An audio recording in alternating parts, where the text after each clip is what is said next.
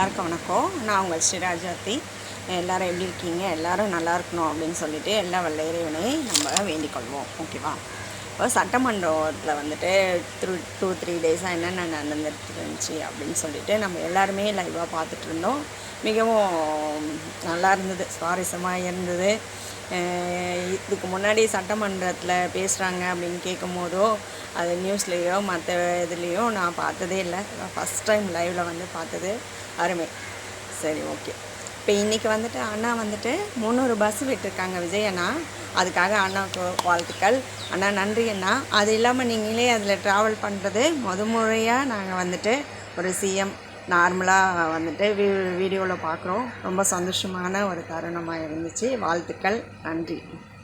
இப்போ என்னென்னா, அன்றைக்கி வந்து சட்டமன்றம் பேசிகிட்டே இருக்கும்போது நம்ம உதயநிதி அண்ணா வந்துட்டு வெளியில் வந்துட்டு நிறைய கமெண்ட்ரி பண்ணிகிட்டு இருந்தாங்க. அண்ணாவுடைய பர்சனல்லாம் டச் பண்ணுற மாதிரி. இதெல்லாம் அவாய்ட் பண்ணிக்கலாம் அப்படின்றது தான் என்னுடைய ஒரு ஃபீலு. ஏன்னா அண்ணா வந்துட்டு நிறைய நீங்கள் பேசிட்டீங்க. அதுக்கு தான் அண்ணா வந்துட்டு உங்கள் அப்பாவை காணோங்கிற மாதிரி சொன்னாங்க, கதை சொன்னாங்க இல்லையா? நீங்கள் 100 தடவை சொல்லிட்டீங்க சார். அதுக்கு தான் அவர் வந்து ஒரு தடவை சொல்லியிருக்காரு காணோன்னு சொல்லிவிட்டு இப்படி வச்சு காமிச்சாங்க. ஆனால் நீங்கள் 100 தடவை சொன்னதுக்கு ஒரு தடவை சொன்னதுக்கு உங்களால் தாங்க முடியலன்னு சொல்லிவிட்டு வெளியில் வந்து நீங்கள் அந்த இது பேசிட்டீங்க. நீங்கள் பேசணும் அப்படின்னா 40 12 எப்போ ஒரு சாப்டர் வெளில வருதோ அப்போயே நீங்கள் பேசியிருக்கணும். ஆனால் நீங்கள் அங்கே பேசாமல் வெளியில் வந்து பேசிட்டீங்க பார்த்தீங்கன்னா. எதாக இருந்தாலும் ஸ்ட்ரெயிட்டாக யார் நின்று பேசணும் சார். அதுதான் நின்று பேசணும். அப்போ தான் அது கரெக்டு. நீங்கள் வெளியில் வந்துட்டு மீடியாக்கிட்டேயோ அவர் சரியான ஆன்சர் சொல்லலை அப்படி இப்படிங்கிறது வந்துட்டு அது வந்து ஒரு இர்ரெகுலரான ரெஸ்பான்சிபிலிட்டியான ஆன்சர் தான். அது வேஸ்ட்டு. நீங்கள் பேசினது என்னையை பொறுத்த வரைக்கும் வேஸ்ட்டு. நீங்கள் வெளில பேசினது அவ்வளோதான். ஓகேவா? அதுக்கப்புறம் தற்கொலையாட்சி நடக்குது அப்படின்னு சொல்கிறீங்க. இதே தற்கொலையாட்சி தான் தமிழ்நாட்டில் நிறைய மாற்றத்தை இந்த சொற்ப தினங்களிலே பண்ணியிருக்கு. கரெக்டாக சிங்கப்பெண் திட்டமாகட்டும், மகளிரான உதவித்தொகையாகட்டும், அம்மா உணவகத்தை மறுபடியும் சீரமைச்சு பண்ணுறதா இருக்கட்டும். அம்மா உணவகம்லாம் பார்த்திங்கன்னா எத்தனையோ வயசானவங்க, ஒரு அடித்தட்டு மக்களில் சாப்பாட்டுக்கே இல்லாமல் இருக்கவங்க சாப்பிடக்கூடியது. அதை நீங்கள் க்ளோஸ் பண்ணிட்டீங்க. அம்மா வந்து அது பயங்கரமாக ரன் பண்ணிட்டு இருந்தாங்க, நீங்கள் க்ளோஸ் பண்ணிட்டீங்க. அதெல்லாம் பார்த்திங்கன்னா இப்போ வந்து ரீஎன்ட்ரி ஆகி பண்ணிகிட்ருக்காங்கன்னு போது சந்தோஷமாக இருக்குது. அது பெரிய விஷயம். அதுக்கே அண்ணாவுக்கு ஒரு ஆன்சர். சரியா? ரெண்டாவது இன்னொன்று என்ன அப்படின்னா, ஒயின் ஷாப்லாம் வந்துட்டு பார்த்திங்கன்னா க்ளோஸ் பண்ணது, கோயில்கிட்ட இருக்கிறது, ஸ்கூலில் இருக்கிறதெல்லாம் எடுத்தது, அந்த மாதிரி ஆப்ஷன்ஸ். அப்புறம் மது பழக்கத்தில் 21 வயதுக்கு கீழே இருக்க நம்ம சின்ன பசங்க, காலேஜ் ஸ்டூடெண்ட்ஸு, படிக்கிற பசங்க எவ்வளோ வீடியோஸ் நாங்கள் பார்த்துருக்கோம் தெரியுமா? எவ்வளோ நேரம் பார்த்துருக்கோம் தெரியுமா? அவங்கக்கிட்ட அந்த மது பொருட்களும் அந்த தேவையில்லாத எதன்னா ஸ்மோக் பண்ணுற அந்த ஐட்டம்ஸு, இந்த போடுவாங்களே அதை என்ன சொல்லுவாங்க, பாக்கு, அந்த மாதிரியான ஐட்டம்ஸு இதெல்லாம் அவங்களுக்கு ஈஸியாக கிடச்சிது. அதெல்லாம் ஸ்டாப் பண்ணி அதுக்கு என்ன பண்ணணும், கனிம வளத்துறை எல்லா அமைச்சர்களாகட்டும், எம்எல்ஏ ஆகட்டும், எல்லாருமே நல்லா ஒர்க் பண்ணுறாங்க. எங்கேயோ சிறு சிறு தவறு நடக்குது. இந்த பாலியல் கொடுமையில் இன்னும் கொஞ்சம் சரியாகலை, அதெல்லாம் நானும் ஒத்துக்கிறேன். ஆனால் எல்லாமே உடனே பண்ணுறாங்க. ஒரு போலீஸ் துறையாக இருக்கட்டும், அந்த காவல்துறையினர்லாம் உடனே ஆக்ஷன் எடுக்கிறாங்க. அது எங்கேருந்து வருது? எங்கிருந்து வரும்? அங்கே தலைமை கரெக்டாக இருக்கணும். தலைமை கரெக்டாக இருந்தால் கீழே கரெக்டாக இருக்கும். அதுக்கு அடுத்து வரும்போது ரொம்பவே கரெக்டாக இருக்கும். அது இல்லாமல் வேலை பார்த்திங்களா எத்தனை பேருக்கு கொடுத்துருக்காங்க.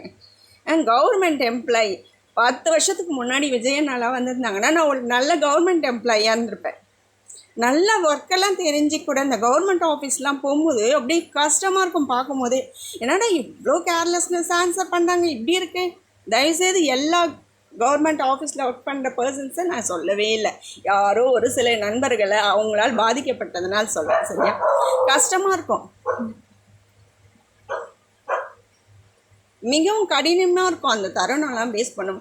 நம்மளுக்கெல்லாம் இங்கே ஒரு ஜாப் கிடச்சா எப்படி ஒர்க் பண்ணுவோம் அப்படின்னு மேபி நம்மளும் போயிட்டு அவங்களோட சேர்ந்துருவோமோ தெரியல. ஏன்னா காலமும் சூழ்நிலையும் எப்படி மாற்றோம் அப்படிங்கிறது தெரியல. ஓகேவா? அடுத்து என்ன சொல்லியிருக்காங்க அப்படின்னா, தற்கொலையாட்சி தான் நடந்துட்டு. ஆமாம் சார், தற்கொலையாட்சி தான் நடந்துட்டுருக்கு. நல்லபடியும் நடக்கும். ஏன்னா நீங்களாம் அந்த வேர்டை சொல்லி பழகிட்டீங்க. எங்கள் டிவிக்கு வந்துட்டு சொல்லிகிட்டே இருங்க. நீங்கள் சொல்ல நாங்கள் மாஸ் பண்ணிகிட்ருப்போம். ஓகேவா? அப்புறம் வாயை திறங்க சிஎம் நீங்கள் அப்படின்னு சொன்னதுக்கு அண்ணா சரியான ஆன்சர் சொல்லிட்டாங்க. இது உங்களுக்கு போதுமானதாக இருக்கும் நான் நினைக்கிறேன். சரியா? நீங்களும் பார்த்துட்டு தானே இருந்திருப்பீங்க, பார்த்துட்டு இருந்திருப்பீங்க, கேட்டுட்டு இருந்திருப்பீங்க. ரீல்ஸ் ஆச்சு நடக்குது, ரியல் ஆச்சு எங்கேன்னு கேட்குறீங்க. அதுக்கு ஆன்சர் சொல்லட்டுமா? ஏன் சார் ரீல் போடக்கூடாது? ஏன் போடக்கூடாது? கெட்டது பண்ணவங்களே நல்லது பண்ண மாதிரி மாற்றி பண்ணுற காலத்தில் நாங்கள் நல்லதே பண்ணிகிட்ருக்கோம். அந்த நல்லதை எடுத்துகிட்டு வந்து அப்லோட் பண்ணால் உங்களுக்கு என்ன சார் கஷ்டமாக இருக்குது? நீங்களும் போடுங்க ரீலு, நிறைய போடுங்க, நாங்கள் கேட்கவே மாட்டோம். அது தெரியுமா? நீங்கள் தான் இப்படி பேசிட்டீங்கன்னா, நீங்கள் ஒரு டீம் இப்போ ஃபார்ம் பண்ணி வச்சுருக்கீங்கல்ல, அவங்களாம் என்ன தெரியுமா பேசுகிறாங்க?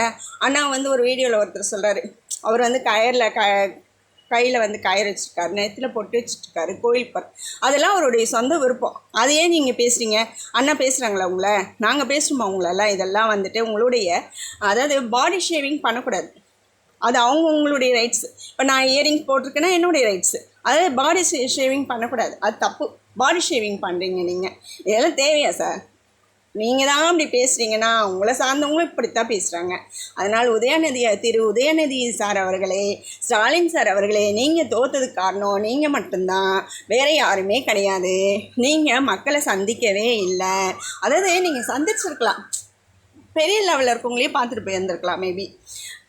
கீழே இருக்கவங்க எத்தனையோ பேர் வேலை இல்லாத நபர்கள் இருக்காங்க, எத்தனையோ பர்சன்ஸ் இருக்காங்க, உண்மையாகவே கஷ்டப்படுறவங்க இருக்காங்க. அவங்களெல்லாம் கொஞ்சம் அலோவ் பண்ணி, விஜயண்ணா பார்த்தீங்களா பஸ்ஸில் கண்டக்டரோடு ட்ராவல் பண்ணிட்டு இருந்தாங்க. அந்த மனப்பக்குவம் யாருக்கு இருக்கோ அவங்க தான் சார் வின் பண்ணாங்க மனுஷங்களை. விஜயண்ணா வந்து யார் தெரியுமா உங்களுக்கு? புதிய மக்கள் திலகம் எம்ஜிஆர் அவர்கள், அம்மா ஜெயலலிதா அம்மாவுடைய ஆளுமை, ஐயா காமராஜர்களுடைய திறமை, எல்லாமே எல்லா தலைவர்களுடைய திறமையும் சேர்ந்து வந்தவங்க தான் விஜயண்ணா. சரியா? நீங்கள் இது விஜயண்ணாக்கு ஜாலர் அடிக்கிறேன்னு நினச்சிக்கிட்டாலும் சரி, எப்படி வேணால் நினச்சிக்கோங்க பாஸ், அதை பற்றி எங்களுக்கு கவலையே இல்லை. சரியா? அதனால் பாஸே நீங்கள் ரொம்ப பேசாதீங்க, வேஸ்ட்டு. பேசுறது எல்லாமே வேஸ்ட்டு. நீங்கள் சொல்கிறத நாங்கள் நம்பவே மாட்டோம். விஜயண்ணா எங்களுக்கு நல்லா தான் ஆட்சி பண்ணி கொடுப்பாங்க, நாங்கள் நம்புகிறோம். என்ன சொல்கிறேன் சார், நான் வந்துட்டு உங்களுக்கு இது வைக்கிறேன், உங்களுக்கு சேலஞ்ச் வைக்கிறேன். அடுத்த 10 இயர்ஸில் நம்ம தமிழகம் எந்த அளவுக்கு வின் பண்ணி வளமுடன் நலம் பெறுன்றது மட்டும் பாருங்கள். இப்படிக்கு உங்கள் ஸ்ரீராஜா என்னை ஃபாலோ பண்ணிகிட்டு இருக்க அனைத்து நல்லவங்களுக்கும் நன்றி. வணக்கம்.